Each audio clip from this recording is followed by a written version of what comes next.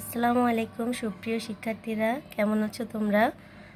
আজকে আমরা আলোচনা করব ইউনিট 11-এর রিডিং ফ্রম ইংলিশ লিটারেচার থেকে আরও একটি কবিতা, time you old gypsy man, যেটা লিখেছে Ralph Watson.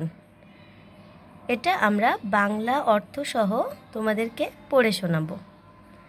Time you old gypsy man, সময় তুমি হচ্ছে বৃদ্ধ যাযাবর। সময়টাকে তুলনা করা হয়েছে একজন বৃদ্ধ যাযাবরের সঙ্গে, যে কিনা এক জায়গা থেকে আরেক জায়গায় ঘুরে বেড়ায়।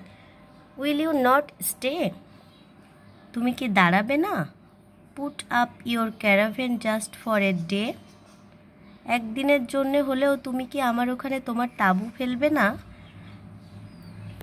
এরপর দ্বিতীয় স্ট্যান্জায় দেখো, all things I will give you, আমি সকল কিছু তোমাকে দেব, তুমি যা যা চাও সেটা আমি সব কিছু তোমাকে দেব। Will you be my guest, তুমি কি আমার অতিথি হবে? Bell for your jennet of silver the best, jennet বলতে বোঝানো হচ্ছে ছোট্ট টাট্টু ঘোড়া। বেল একটা ঘন্টা দেওয়া হবে তোমার টাট্টু ঘোড়ার জন্য, যেটা সব থেকে ভালো রূপা দিয়ে তৈরি। Goldsmith shall beat you a great golden ring, স্বর্ণকার তোমাকে গড়িয়ে দেবে বা তৈরি করে দিবে একটা সুন্দর সোনার আংটি।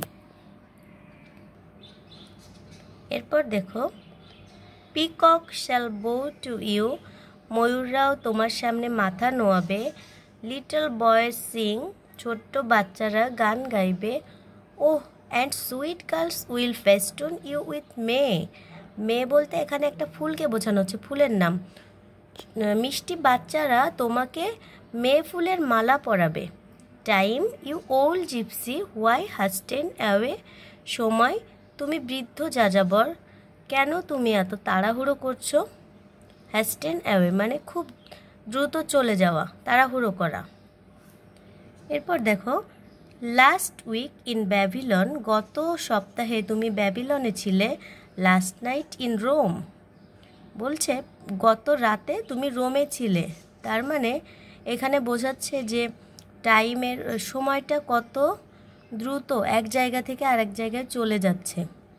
Morning and in the crush under Paul's dome, সকালে তুমি ছিলে পলের গম্বুজের নিচে। And under Paul's dial you tighten your rein only a moment, বলছে পলের ঘড়িতে লাগাম ধরে রেখে এক মুহূর্তের জন্য শুধু। অ্যান্ড অফ অনস এগেইন, তারপর তুমি আবারও চলে যেও।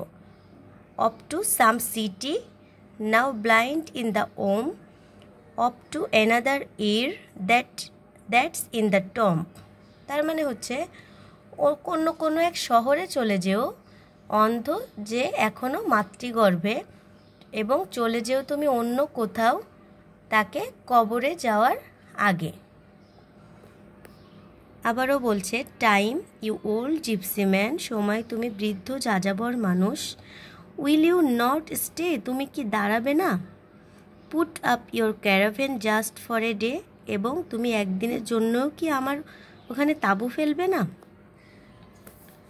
এখানে সময়কে ধরে রাখার জন্য কবির একটা ব্যাকুলতা প্রকাশ পেয়েছে। সময়কে কবি তুলনা করেছে একজন যাযাবরের সাথে।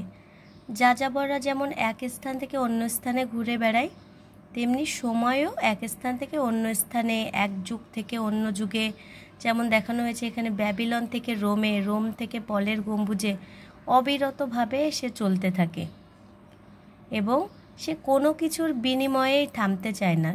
কবি তাকে অনেক সম্পদ, অনেক কিছু সে অফার করেছে, সে তাকে দিতে চেয়েছে, কিন্তু সময় কোনো কিছুর বিনিময়ে সে থামতে চায়নি।